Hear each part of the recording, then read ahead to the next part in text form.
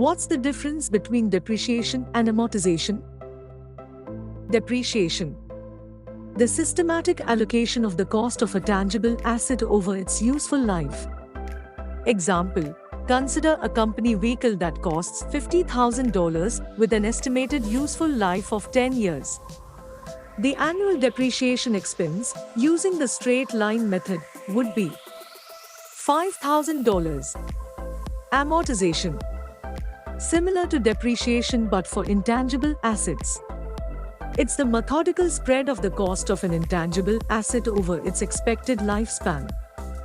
Example: if a company acquires a patent for $1 lakh with a legal life of 20 years, the annual amortization, if we are going straight line again, is $5,000.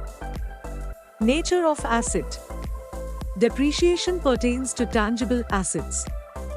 Example: machinery, vehicles, Amortization is for intangibles.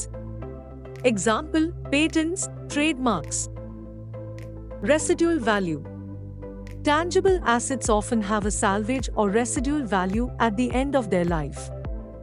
Intangibles typically don't. Why does it matter?